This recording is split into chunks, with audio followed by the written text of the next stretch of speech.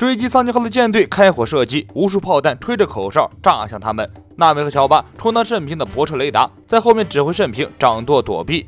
几分钟前还斗志激昂的大妈，此时似乎也瘦了许多。她喘着粗气，跪倒在脚下的糖果阔鱼的身上冷汗直流。从症状上看，应该是低血糖犯病了。一边的佩罗斯佩罗也有点懵，从大发四肢症发作到现在，已经过去了整整8个小时。大妈这个四肢症癫痫从来没有拖过这么久，也从来没有见过大妈饿肚子的情况。如果大妈再吃不到结婚蛋糕，不知道她会变成什么样子。之后的情况完全无法预测，这大概就是所谓的未知的怪物吧。佩罗斯佩罗慌得一批，他的兄弟带来了一个好消息和一个坏消息，问佩罗斯佩罗先听哪个。佩罗斯佩罗说：“你别逼逼了，赶紧说。”他的兄弟告诉他，好消息是布林正带着结婚蛋糕赶过来，坏消息是结婚蛋糕在暗杀者贝基的船上。佩罗斯佩罗头都大了，天堂和地狱转换的这么快吗？结婚蛋糕做好了，这可是拯救全国的大好事。可是蛋糕在贝基的船上，这事儿就变了味儿了。贝基那小子一定会在蛋糕里下毒，继续暗杀大妈。兄弟说应该不会吧。佩罗斯佩罗说，那小子要是不下毒，我就把我的名字倒过来写。不出佩罗斯所料，贝基这个小子果然张罗着在蛋糕里下毒。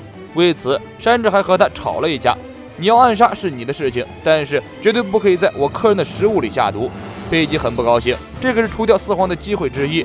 山治对自己的厨艺很有自信，既然大妈好吃，那自己就会赌上厨师的尊严，用美食打倒他。贝基扑哧一笑，别做梦了，大妈吃过的美食比你看过的有色画册都多，想用美食打败大妈是绝对不可能的事情。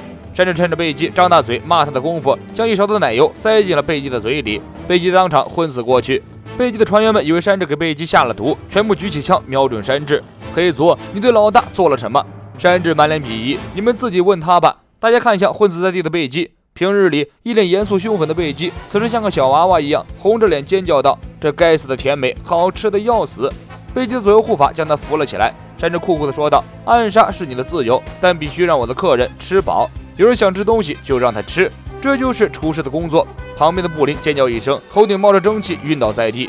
信封在一边替山治说好话，贝基也被山治的厨艺彻底折服。但经过妻子这么一劝，满口答应了山治的要求，没有再动下毒的心思。遥远的海面上，普罗米修斯和宙斯感受到了拿破仑的念波，得知大妈发怒了，于是慌忙赶向大妈这边。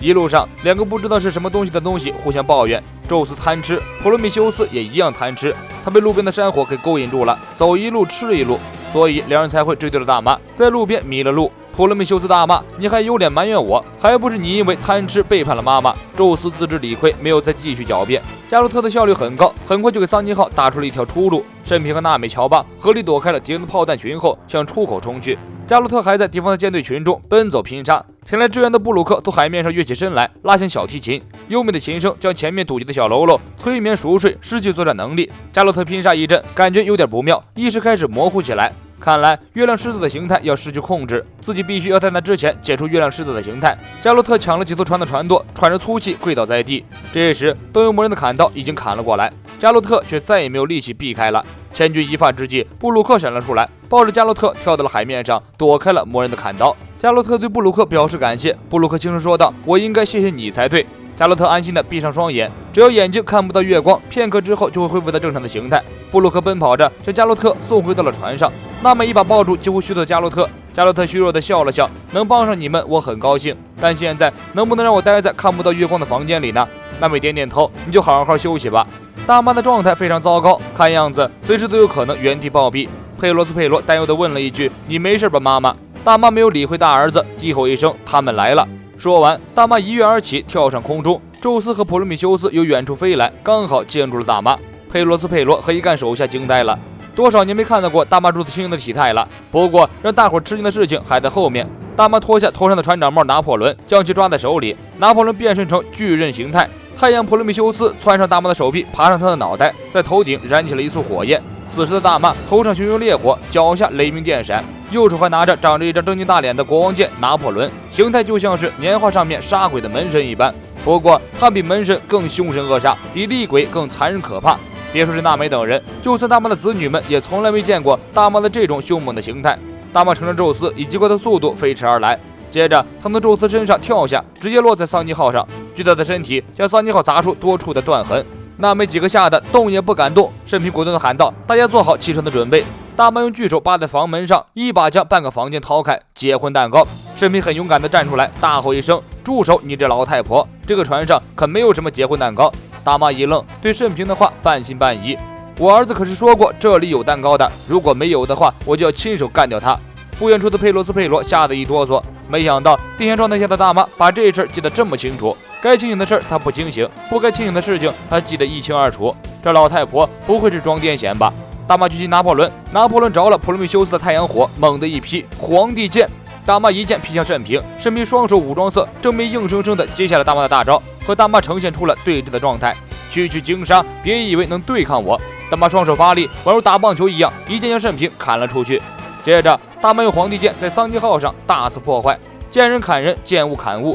更不妙的是，大妈头上的太阳火点燃了船帆，如果不及时制止大妈，桑尼号就要整个烧起来了。娜美捡起天后棒要上前拼命，大妈根本没给她拼命的机会，一把掏向娜美。乔巴跳出来，用毛皮强化替娜美挡下一击。大妈顺势把毛茸茸的乔巴抓了起来，这可真是个稀有生物，等我吃到结婚蛋糕，就把你和灵魂之王一起纳入我的珍兽收藏里。看着已经燃起的船帆，佩罗斯佩罗很兴奋，如果这艘船就这么烧没了，自己欺骗大妈的事情也就不了了之了吧。佩罗斯佩罗小兄弟，你高兴的还是太早了。盛平从海洋深处游过来，抓起海流，一招单手海流过肩摔，将海水以极大的怪力击出水面。海流喷涌出去，冲击在大妈的脸上，喷射出去的海水顺便将船上控制不住的火灾破灭。大妈挨了这一招，虽然不至于身受重伤，但也受到了一定的打击。普罗米修斯被海水喷射过后，惨叫一声，躲闪到一边。盛平从海里蹦出水面，大吼道：“从船上滚下去，大妈！”普罗米修斯重新在大妈的头上燃烧起来。大妈杀气腾腾地抓起皇帝剑，盛平在大妈发动攻击之前，率先一招愚人空手道击中大妈的腹部，强力的冲击波将大妈从桑尼号上掀了出去。宙斯反应迅速，在大妈落水之前将她拖起来就走。娜美等人欢呼起来，没想到盛平居然能将暴走的大妈赶走，真的是相当可靠的队友。这对于他们来说可是非常重要的一场团战，不仅暂时赶走了大妈，还振奋了士气，提高了大家的行动力。盛平沉喝道：“大家听好了，如果船再有损伤，就没脸见路飞他们了。别减速，继续乘风破浪。”娜美握紧船舵，全速前进。不过，大妈乘坐着宙斯牌筋斗云，很快又追了上来。桑尼号再怎么快，也快不过筋斗云啊！大妈手里拿破仑伸长了很多，那样子怎么看都觉得不妙。大妈恶笑着说道：“我有个主意，把船切成碎片吧，这样就能找到结婚蛋糕了。”不过这次大家就没有那么慌了。娜美对付宙斯很有一套，她拿出天后棒，打算像之前一样用小雷云逼迫宙斯就范。对付吃货，提供好吃的就是百试不爽的方法。宙斯看到小雷云之后，果然又露出了贪婪的眼神，追着小雷云就跑了过来。不过这次娜美小看宙斯了，宙斯突然脸色大变，一招闪电击中了娜美。我不会中同一个招式2次的，别想骗我，诱惑人的女人！娜美一声尖叫，乔巴以为这下娜美肯定被烧糊了。他定睛一看，宙斯劈中的是骷髅头布鲁克。娜美这个小贼猫早就躲一边去了，雷电对布鲁克根本没用。布鲁克拔出魂之丧剑，站在船舷边，这是他第2次毫无惧意正面硬刚大妈。你要和我打吗，灵魂之王？大妈举起皇帝剑，只要他用力一挥，眼前的这个骷髅头将连同他的伙伴一起被砍成肉末。你得把小牙签，连伤都烧不到我。布鲁克依然没有畏惧，他冷静地回应道：“没错，不过在那之前，能不能让我看一看你的内裤？”大妈愣住了，周围的小伙伴们也愣住了，这个100年的老色批居然口味那么重。大妈的内裤掏出来，估计能把他缠上好几圈。宙斯愤怒地冲向布鲁克，大妈的皇帝剑已经挥出来了。布鲁克非常生猛地正面跳跃起来，手起刀落，随之将魂之丧剑插入剑鞘之中。我已经砍完了。大妈疑惑地回过头，她身上没有受到任何的伤，不知道灵魂之王砍了什么。这时，从大妈的脚下传出一声惨叫。大妈没事，但是宙斯可完蛋了。布鲁克的这一剑就是冲着宙斯砍过去的。宙斯如果被干掉，大妈的交通工具筋斗云也就没了，想在海上甩开他，那也就很容易了。被斩成2半的宙斯还想挣扎一下，娜美用天后棒变化出大量的小雷云。小雷云接触到宙斯之后，吸引宙斯将体内的超级电流释放出来，直接崩了大妈。另一边，路飞和卡塔库利的对决还在继续。卡塔库利依然牢牢地占着上风，他变化出许多甜甜圈，从甜甜圈内可以伸出手来，从各个方向攻击路飞。路飞还无悬念的又挨了一顿揍，但是主角是揍不死的。这种情况大家已经喜闻乐见，没有前期被压得像狗一样，哪有后期反杀的快感？路飞的脑海中反复回荡着雷利和他说过的话：霸气在实战的极限状态下才会更上一层，越是和强敌对抗，你就会变得越强。也许路飞是被这句话洗脑了，也许路飞看了太多的龙珠。此时此刻，他坚信自己和卡塔库利交战一定会有所提升，所以他就算舍了命，也准备和卡塔库利拼杀到底。没有主角光环的小伙伴不建议如此执着，毕竟生命是最重要的。路飞从一片废墟中站起身，卡塔库里对他接下来的行动展开一波预测，看到的结果让他吃了一惊，因为路飞接下来的举动并不是进攻，而是闭上了双眼。你小子要干什么？难道要施展自在极意功？路飞跳起身来，卡塔库里用年糕变成2只大手，像打蚊子一样把路飞拍在了中间。路飞展现自在吃功，把卡塔库里的年糕手吃出了一个坑，自己跑了出来。卡塔库里把2只年糕手装上武装色，继续拍打路飞。这回你再吃吃看。路飞是啃不动了，彻底败下阵来，被卡塔库里的大手重重拍下来。路飞摔在地上，卡塔库里的大手随即就抓了过去，下一招就把你打烂。